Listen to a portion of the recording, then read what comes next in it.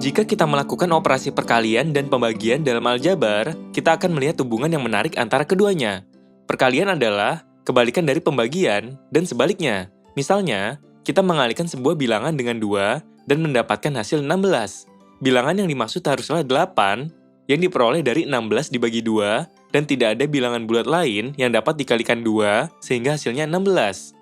Akan tetapi, jika kita mencoba menguadratkan sebuah bilangan dan mendapatkan hasil 16, bisa saja hasil akar kuadrat dari 16 adalah 4 atau negatif 4. Akan tetapi, benarkah akar 16 dapat memiliki hasil negatif 4? Untuk mengetahuinya, kita dapat melakukan inverse fungsi. Apakah kalian mengetahui maksud dari inverse fungsi? Mari kita ikuti pembahasannya berikut ini. Pada pembahasan sebelumnya, kita telah mempelajari bahwa fungsi dalam ilmu matematika adalah suatu aturan khusus yang menghubungkan sebuah himpunan dari daerah asal atau domain dengan daerah kawan atau kodomain. Misalnya, himpunan A adalah domain dan himpunan B adalah kodomain.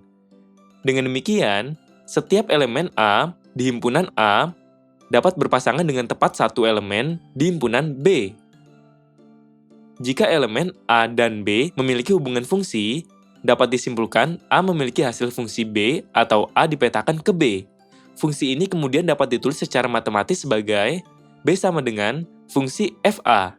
Fungsi tersebut berarti B adalah hasil fungsi F atas A, atau dengan kata lain, B adalah range fungsi F. Simbol fungsi F dapat diubah dengan simbol lain sesuai keperluan. Selanjutnya, kita dapat mendefinisikan sebuah fungsi F dengan Fx sama dengan Y. Fungsi tersebut dapat digambarkan dalam sebuah diagram sebagai berikut. Fungsi F memetakan X pada DF ke Y pada RF dengan DF adalah domain fungsi F dan RF adalah range fungsi F. Inverse fungsi. Inverse fungsi adalah suatu fungsi yang berkebalikan dari fungsi asalnya. Inverse dari suatu fungsi F dilambangkan sebagai fungsi F inverse. Misalkan suatu fungsi yang memetakan X ke Y dituliskan sebagai fungsi Fx sama dengan Y. Inverse fungsi F adalah fungsi yang memetakan Y ke X, sehingga kita dapat menuliskan inverse fungsi F inverse Y sama dengan X. Fungsi yang dapat diinverskan adalah fungsi yang bersifat bijektif. Fungsi yang bersifat bijektif disebut sebagai fungsi invertible. Sedangkan fungsi yang bersifat tak bijektif sehingga tak dapat diinverskan disebut sebagai fungsi tak invertible. Pada pembelajaran sebelumnya, kita telah mengetahui 3 sifat pada fungsi berdasarkan hubungan antara masukan dan keluaran, yaitu injektif, surjektif, dan bijektif. Sifat injektif pada fungsi adalah sifat pada fungsi di mana setiap elemen di domainnya dipetakan satu persatu ke elemen di kodomainnya. Sifat surjektif pada fungsi adalah sifat pada fungsi di mana setiap elemen di kodomainnya memiliki setidaknya satu prapeta elemen di domainnya. Sifat bijektif pada fungsi adalah sifat suatu fungsi yang bersifat injektif dan subjektif sekaligus atau memiliki korespondensi satu-satu. Kita juga telah belajar mengenai komposisi fungsi. Komposisi fungsi adalah proses penggabungan dua atau lebih fungsi. Lambang dari operasi komposisi fungsi adalah O atau komposisi.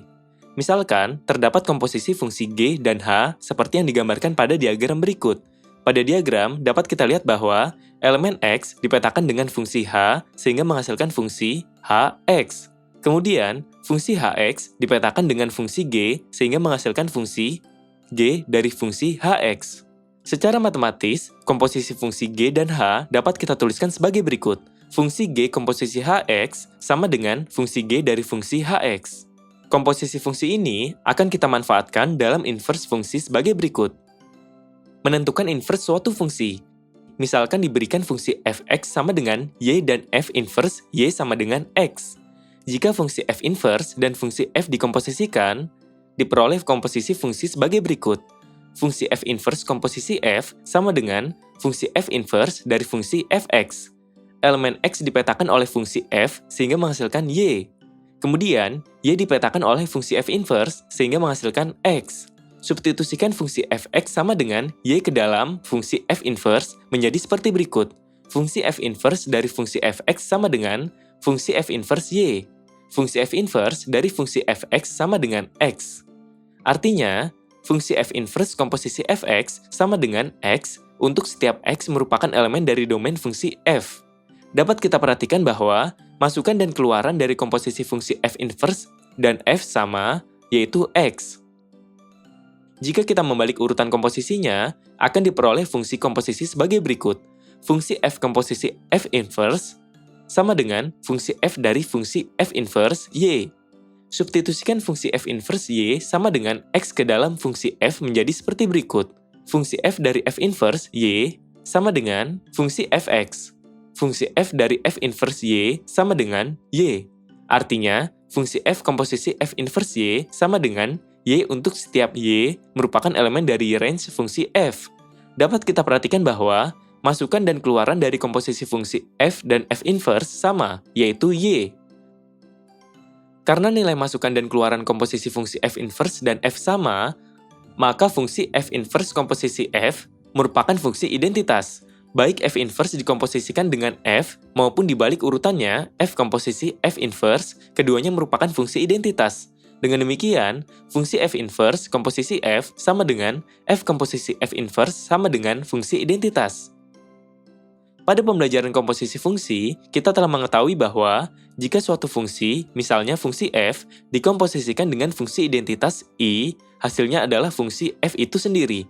Selain itu, fungsi komposisi bersifat tidak komutatif, tetapi apabila terdapat fungsi komposisi yang terdiri dari dua fungsi dan salah satunya adalah fungsi identitas, akan berlaku sifat komutatif. Dengan demikian, fungsi f komposisi i sama dengan fungsi i komposisi f sama dengan fungsi f.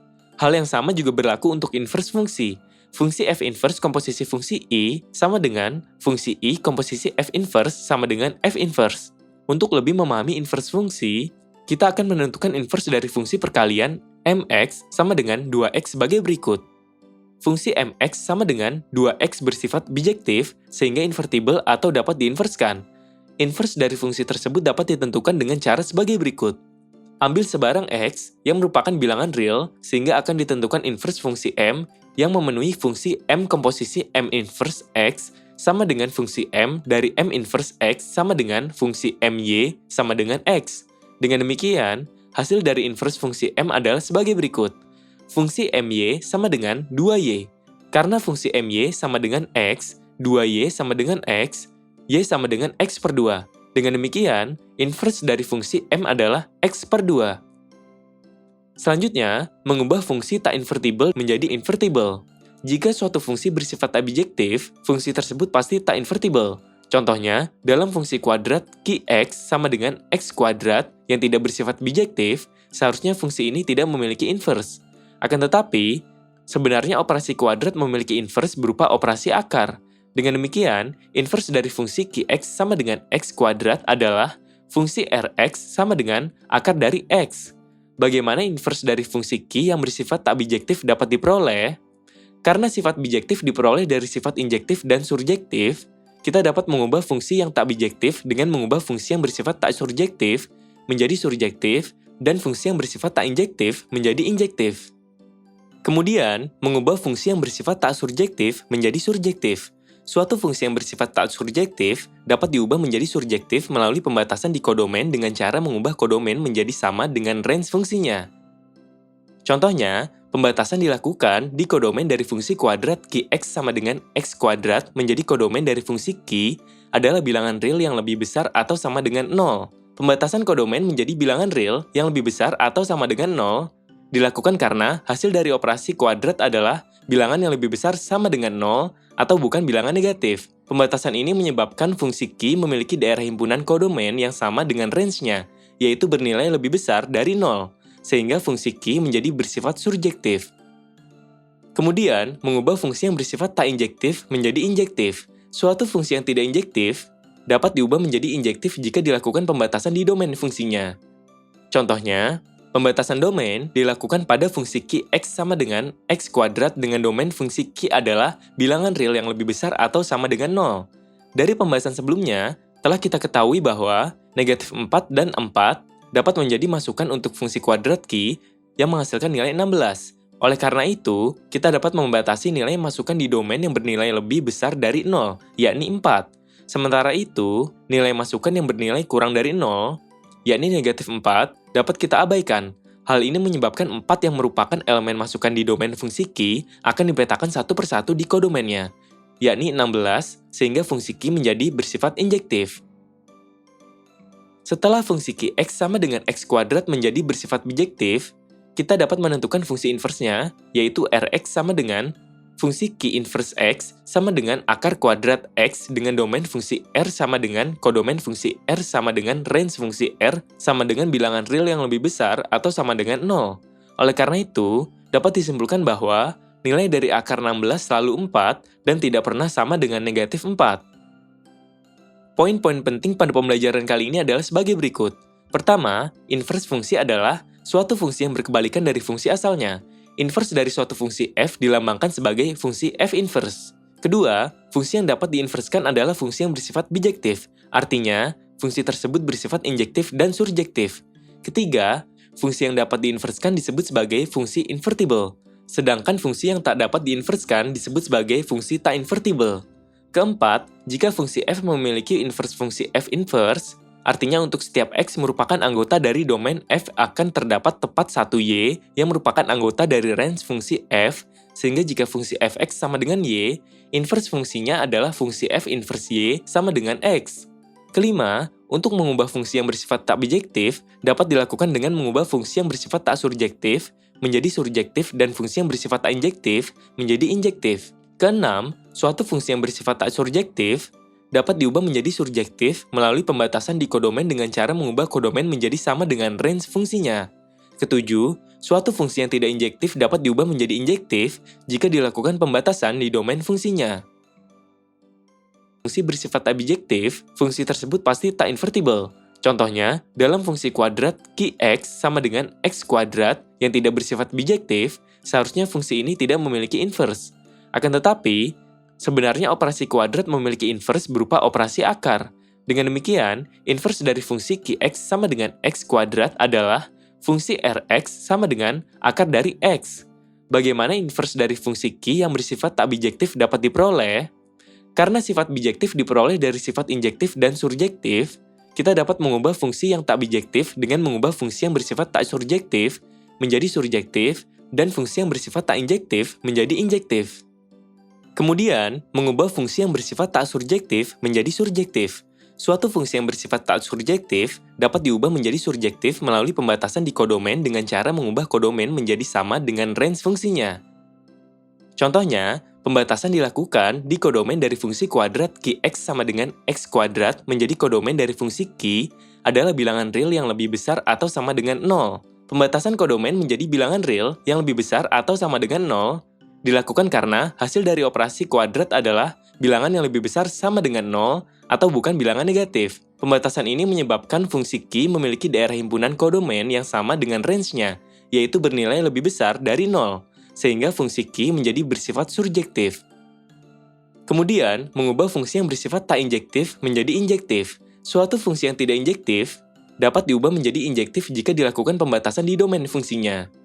Contohnya, pembatasan domain dilakukan pada fungsi Qx sama dengan x kuadrat dengan domain fungsi Q adalah bilangan real yang lebih besar atau sama dengan 0. Dari pembahasan sebelumnya, telah kita ketahui bahwa negatif 4 dan 4 dapat menjadi masukan untuk fungsi kuadrat Q yang menghasilkan nilai 16. Oleh karena itu, kita dapat membatasi nilai masukan di domain yang bernilai lebih besar dari 0, yakni 4. Sementara itu, nilai masukan yang bernilai kurang dari 0, yakni negatif 4, dapat kita abaikan. Hal ini menyebabkan 4 yang merupakan elemen masukan di domain fungsi Q akan dipetakan satu persatu di kodomainnya, yakni 16, sehingga fungsi Q menjadi bersifat injektif.